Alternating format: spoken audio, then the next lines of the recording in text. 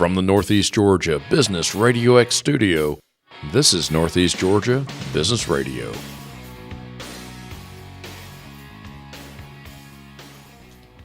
Welcome back, folks, to part 2 with Lieutenant Gum from the Barrow County Fire Marshal's office. Not wearing loose clothing when you're cooking, right? Especially if you have a gas top stove, because obviously we know that's an open flame. It's a flame. We talk about cooking safety. As a matter of fact, I know we're going all over the place. I love it. This is good. Cooking safety, fire left on the stove is the number one cause of house fires and injuries. I believe that. We forget.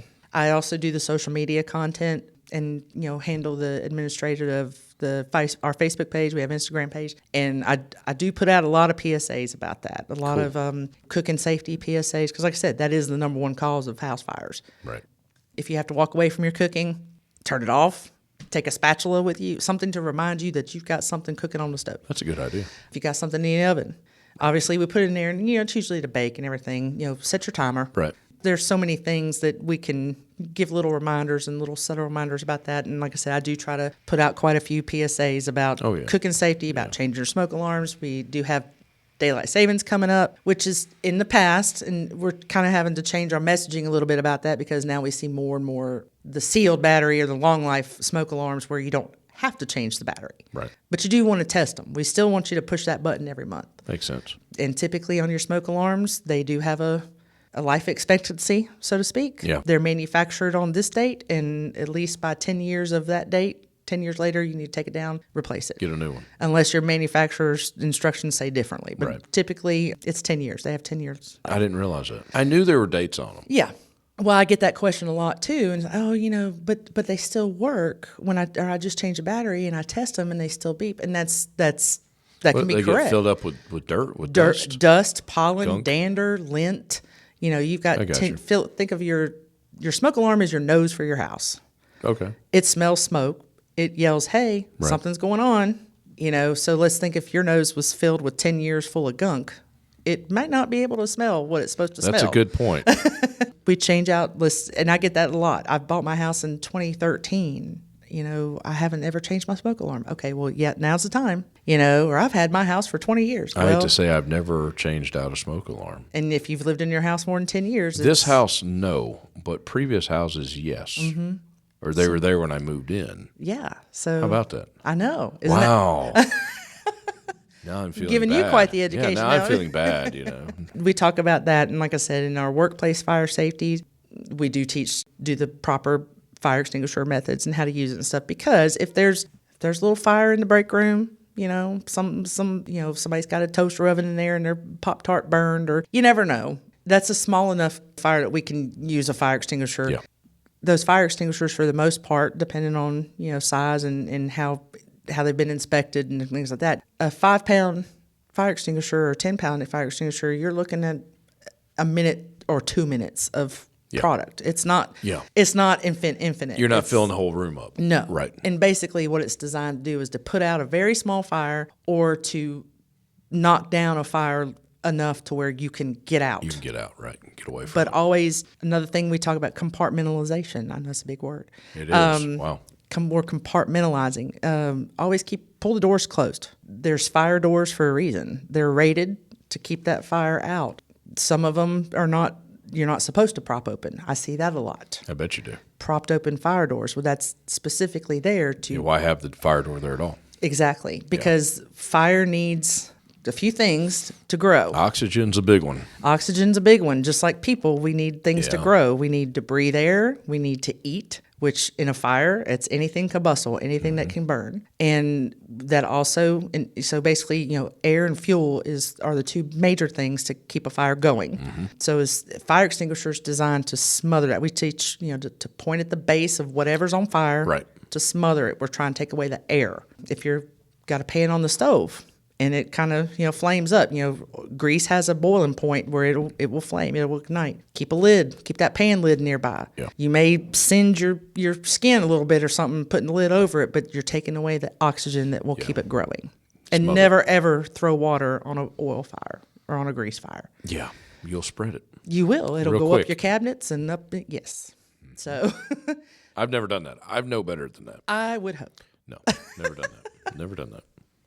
Now, real quick, you go out to locations. You'll go out to a box store or and talk to employees or maybe even give them some ideas on a plan. Yes. Yeah? You do a lot of that. Yeah, I do. I will recommend, how to start their fire evacuation plan, especially if they're new, moving into their building. Yeah.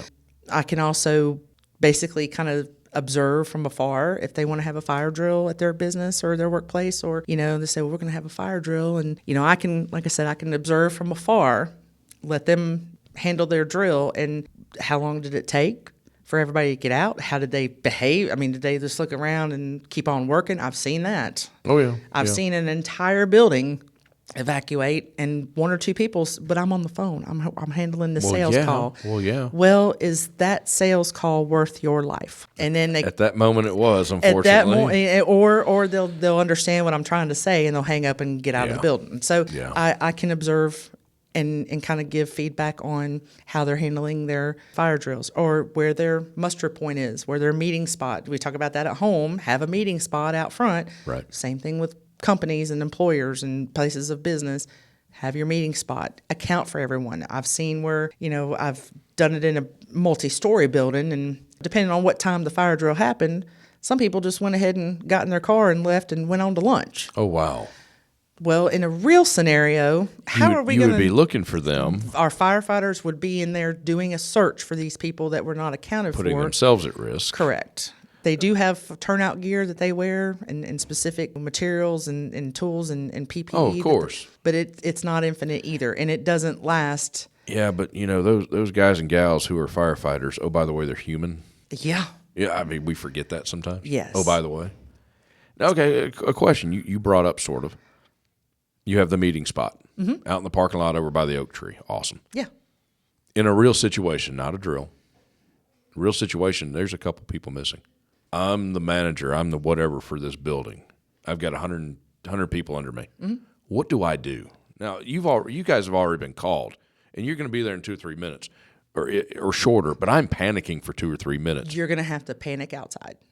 You're going to stay out there. Yes, but you will and scream my head off when I see you. So-and-so is not here. If you're not still on the phone, if you've called 911 and you're on the phone with them and they'll stay on the phone with you until somebody gets here. Right. You tell them immediately, okay, I've checked everybody and I'm missing X number of people. I'm missing so-and-so and so. That, as you're talking on the phone, that information gets tapped into the... Well, that's got to be part of the plan, too. Yes. Because, not everything runs smooth. No, and as I always, especially when talking to kids, and it's you actually remind me of something. I need to talk about this to adults as well, but I really focus a lot when I'm talking to the kids. You get out of the house and you're at your meeting spot, but your grown-ups aren't out there or your little brother's not out there. Is it your job to go back in and look for them? And they said, no. I said, whose job is it? And they'll say, yours. Or, or the firefighter that's standing with me. They'll say, what if you forgot your favorite toy? What if you forgot your game controller? Do you go back inside and get it? No.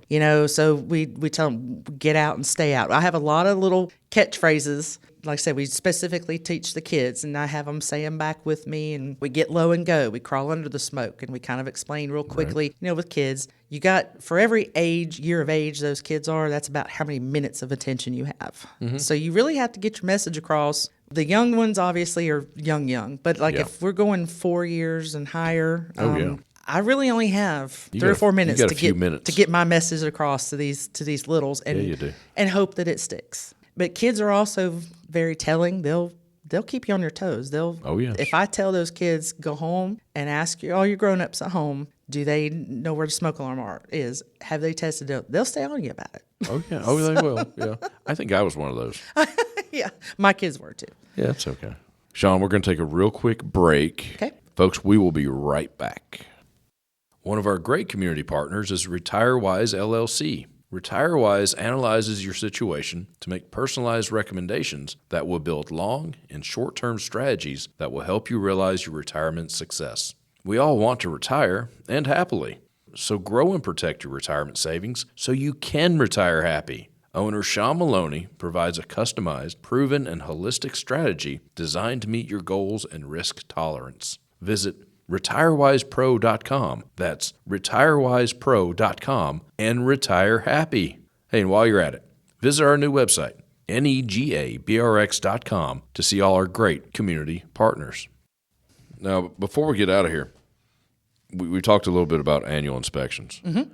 Is there a good way to stay prepared for that, to quote-unquote be maybe a healthy setting? Yes. Talking about commercial annual inspections, which is something that we do, you want to just look at all of your life safety systems, anything fire related, anything. So you're looking at your exit signs. Are they lit up? You're looking at your emergency lights. You test those. Do they come on when you press the button? Or when your maintenance person or something clicks the power off, do they come on like they're supposed to? Gotcha. Is the address to your building easily visible from the street? Yeah, I never thought of that. Yeah. Does the building you work at have good size numbers? Believe me, there's a code for everything. Oh, I believe that. So I'm not going to get into all it that. Doesn't mean that's followed, though. Right. I'm not going to get on the weeds of what, I'm not Right. going to, I know I get it at work. Please don't cite code sections. I lose all my audience if I cite code sections. So do we have visible address numbers? Do we have visible suite numbers? If you're one of 3 or 4 suites in a big building and you're suite B, can I see the B from your door? Right. If I'm in a 2:00 in the morning and I'm in the cab of a fire truck and it's dark, and can I see your address? Right. Same with at home on your mailbox. Can I see the numbers on your mailbox? And I actually just put a PSA out last week about we have a lot more neighborhoods and communities coming up with the community mailbox. Yeah. We don't have mailboxes in front of the driveways. We have the community mailboxes. Horrible idea, but anyway. Right. But Sorry. So are your house numbers visible from the street on your actual house? What do you recommend? Putting numbers up? On your porch post or above your garage or Gotcha. whatever faces the street? Paint them on the sidewalk, not the sidewalks, the gutters. Do they still do that? Some people do, and then you get into HOAs with that. So, Well, of course. Well, we don't want to mess them up. No, I would say get your numbers and put them above. Like I said, if you have a garage that faces the road, Right? Because GPS is not always accurate either. Oh, no. I went and did an inspection it was at a residential home, but it was, personal care home, but it was one of those where GPS told me that the house was on the right when it was actually on the left. It was on the left. And thankfully they had their numbers where I could see them. Also, if your employer or your building that you're at, if you have a Knox box, which is one of those black boxes that have a little reflective sticker on the front. It's a black box out by your front door typically, or out by some doors, but it should be at the front somewhere. It's a big black box, and it's only accessible from the fire department. I've never heard of that.